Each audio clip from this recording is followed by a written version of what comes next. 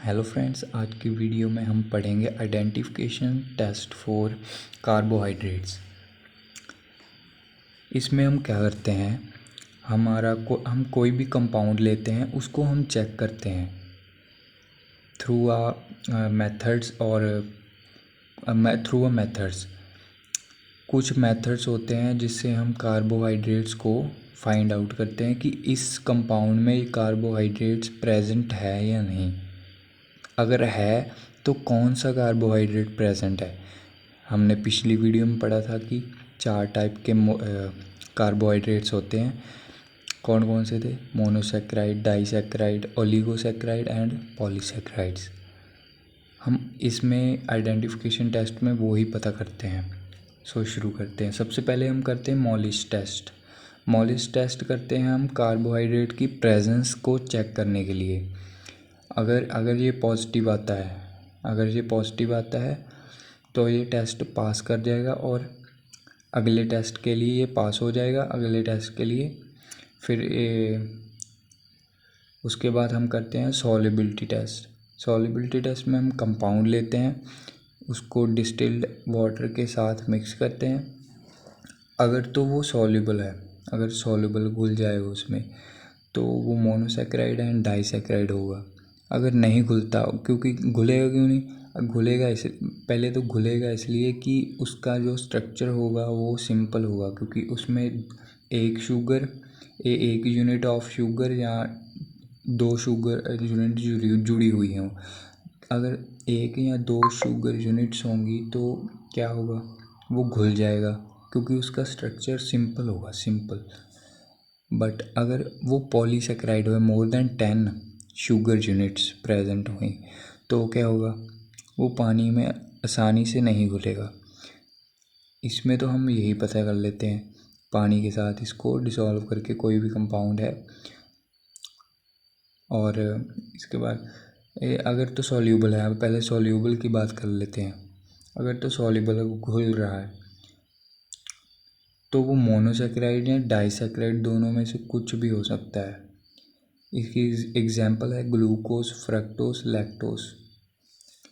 अगर वो सॉल्युबल है, उसके बाद हम 3 टेस्ट परफॉर्म करते हैं, फेलिंग्स टेस्ट, बेनेडिक्ट टेस्ट और टॉमर्स टेस्ट। अगर ये टेस्ट पॉजिटिव आता है तो हम कहेंगे कि ये रिड्यूसिंग शुगर्स हैं। अगर ये पॉजिटिव आया तो, अगर पॉजिटिव आया तो कौन कौन से होंगे इसमें, ग्लूकोज, फ्रक्टोज, लैक्टोज, माल्टोज। अगर नेगेटिव आता है तो नॉन रिड्यूसिंग शुगर हम इसको कहेंगे। और इसकी एक ही एग्जांपल है सुक्रोज, और ये यहीं पर ख़त्म हो जाता है, क्योंकि ये तो है ही एक, हमें तो मिल गया जो चाहिए था। नेगेटिव तो यही आता है, तो पता चल जाएगा सुक्रोज प्रेजेंट है।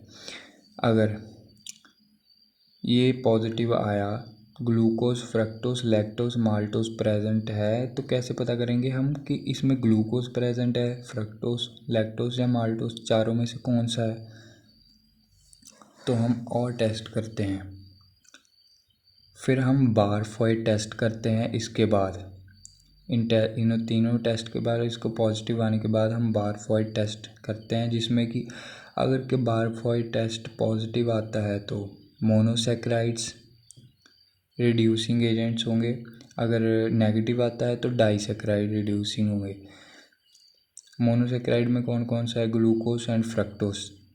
अगर नेगेटिव हुआ तो कौन सा होगा, डाइसेक्राइड। डाइसेक्राइड में माल्टोज एंड लैक्टोज। और उसके बाद है इसमें हमें क्या पता लगा, बारफॉय टेस्ट में हमें पता लगा अगर पॉजिटिव आता है तो मोनोसेक्राइड, अगर नेगेटिव आता है तो डाइसेक्राइड होगा। उसके बाद अगर पॉजिटिव आता है तो कैसे पता करेंगे ग्लूकोज और फ्रक्टोज कौन सा है। फिर हम करते हैं सेल्वनॉफ टेस्ट। इसमें अगर पॉजिटिव आता है तो फ्रक्टोज है, जो कि कीटोसिस के लिए है। अगर नेगेटिव आता है तो ग्लूकोज, जो कि एल्डोसिस के लिए है। और इसके बाद इधर अगर ये नेगेटिव आया, Barfoed test, disaccharide, reducing agent, maltose और लैक्टोस, हम कैसे पता करेंगे माल्टोस है या लैक्टोस है। तो हम ओसाजोन्स टेस्ट करते हैं। ओसाजोन टेस्ट में हम क्या करते हैं, अगर तो ये टेस्ट आता है, इसमें आता है, अगर इसको हम ना ये माइक्रोस्कोप में चेक करते हैं। अगर तो स्नोबॉल शेप्ड क्रिस्टल बन रहे हैं तो लैक्टोस होगा, अगर सनफ्लावर शेप्ड बन रहे हैं तो माल्टोस होगा। अगर लैक्टोस होगा तो हम इसको लैक्टोओसाजोन्स कहेंगे, अगर माल्टोस होगा तो माल्टोओसाजोन्स। और इधर ये हो गया हमारा सॉल्युबल वाला। और इनसॉल्युबल बारे में क्या कि पॉलीसैकेराइड्स, स्टार्च और ग्लाइकोजन का कैसे पता चले। हम आयोडीन टेस्ट करेंगे। आयोडीन टेस्ट में हम क्या पता करेंगे, अगर ब्लू कलर आता है तो स्टार्च है, रेडिश ब्राउन कलर आता है तो ग्लाइकोजन है। और इसी के साथ हमारा ये टॉपिक ख़त्म होता है। बाय।